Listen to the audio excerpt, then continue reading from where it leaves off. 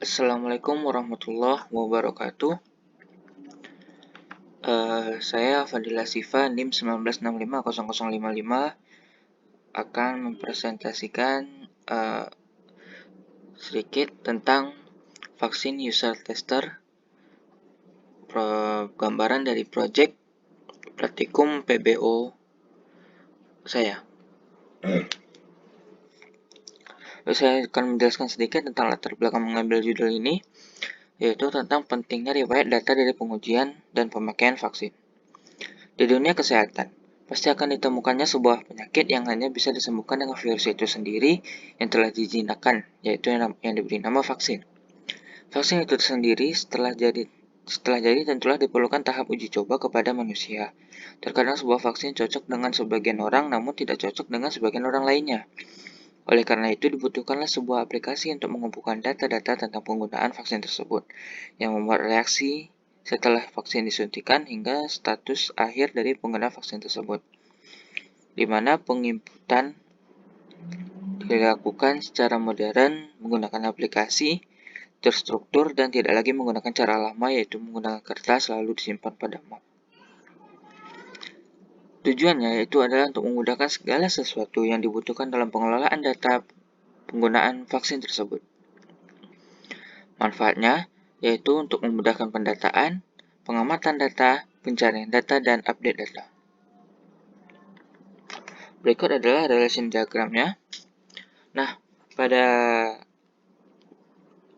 project ini saya menggunakan hampir dari semua konsep dari PBO. Jadi, yang saya menggunakan konsep-konsep class and object, variable, object behavior, dan inheritance and polymorphism, dan konstruktor. Jadi, langsung saja. Di sini pada kelas atas ini saya menggunakan konsep inheritance dan polymorphism, yang mana objek kelas orang ini merupakan superclass dan objek pasien dan Dr. PJ ini merupakan subclass. Pada superclass orang itu mempunyai variabel database DB itu merupakan reference dari kelas database. Lalu ada tempat tanggal lahir, alamat, nama, status, dan umur. Sedangkan untuk object behavior atau metodenya itu ada get alamat, get nama, get TTL, get status, get umur, set alamat, set nama, set TTL, set status, dan set umur. Lalu untuk subclass pasien itu saya menambahkan beberapa variabel, yaitu ID pasien, ID doc, RS, dan fax. Sedangkan untuk object behavior atau metodenya, di sini juga ada konstruktor, yaitu konstruktor pasien. Lalu ada metode get ID pasien, get ID doc, get RS, get fax.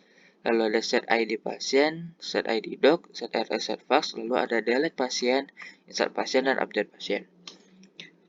Pada subclass Dr. PJ, saya menambahkan satu saja, yaitu ID dokter. Sedangkan untuk objek behaviornya di sini juga ada konstruktor Dr. PJ. Lalu ada get ID dokter, set ID dokter, set status, dan get status, delete dokter, insert dokter, dan update dokter. Nah, pada subclass pasien dan Dr. PJ, kita menemukan get status dan set status yang merupakan override dari dari superclass method superclass pada superclass, yaitu set status dan get status. Lalu ada lagi kelas objek lainnya, itu adalah vaksin. Pada vaksin juga saya menggunakan ini reference database. Lalu ada variabel jenis, reaksi, awal, akhir, dan status. Di sini juga pada objek behaviornya, di sini juga ada konstruktor vaksin. Lalu ada metode jenis, get reaksi, get awal, get akhir, get status, set jenis, set reaksi, set awal, set akhir, set status. Pada rumah sakit, kelas objek rumah sakit, itu juga saya menggunakan reference database yang diinisialisasi dengan DB. lalu ada nama RS, alamat RS, ruangan RS, dan status.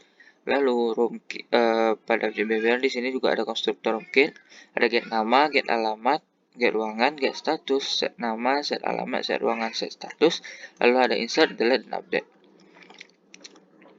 Lalu di sini ada juga kelas database, gunanya untuk memasukkan data ke dalam database. Di sini ada connect, yang itu nanti adalah berupa connection. Ini adalah statement, lalu status.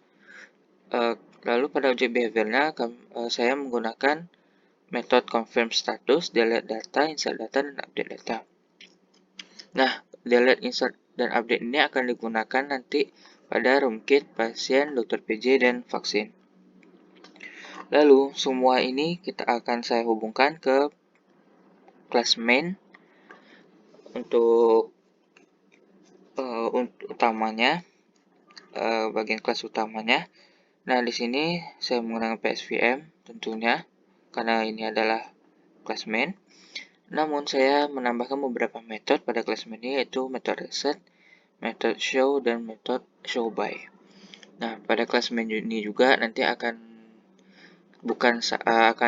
memiliki beberapa internal frame.